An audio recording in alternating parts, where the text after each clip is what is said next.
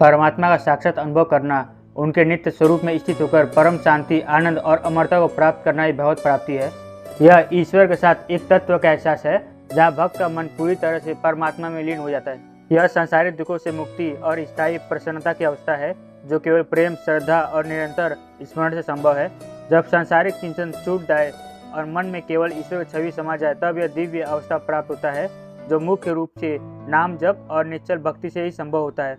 सबसे सरल मार्ग निष्काम भक्ति, नाम जप, कीर्तन और सेवा है जिससे भगवान शीघ्र ही प्राप्त होते हैं।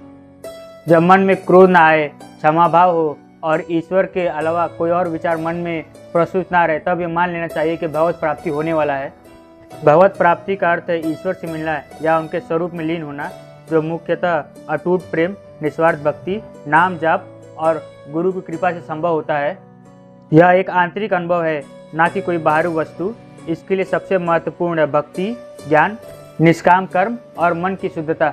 साथियों, ईश्वर प्राप्ति के लिए कलयुग में कुछ विधान बताए गए हैं जिसमें सबसे प्रथम है नाम जप। जिस भी किसी देवी देवताओं में आपकी आस्था और विश्वास हो, आप केवल उनके नाम जाप करके ही अपने सारे पापों का नाश कर ईश्वर की प्राप्ति कर सकते हैं।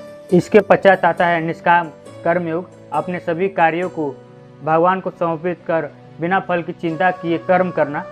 सद्गुरु और सत्संग से भी आपके मन की मलिनता को नाश करके आप ईश्वर प्राप्ति कर सकते हैं। आत्मचिंतन, सद्गुरु और सत्संग के माध्यम से मैं, मुझे, मेरा इस अहंकार से मुक्त होकर भी आप भगवत प्राप्ति कर सकते हैं। भगवत प्राप्ति के लिए आपको सदैव इस बात का ध्यान रखना होगा कि भोजन सात्विक हो, मन पवित्र हो और जीवन शैली शुद्ध हो।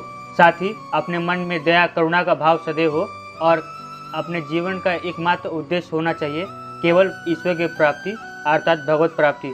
जब आपके मन में ये इच्छा हो जाए कि मुझे केवल ईश्वर को ही प्राप्त करना है तो आपको ईश्वर की ही प्राप्ति होगी और आपको चारों दिशाओं में केवल ईश्वर ही दिखाई देंगे। साथियों, आशा करता है वीडियो आपको समझ में आया होगा। अगर वीडियो पसंद आए तो शेयर जरूर कीजिए जिससे भगवत प्राप्ति के प्रचार हो सके, सनातन धर्म का प्रचार हो सके।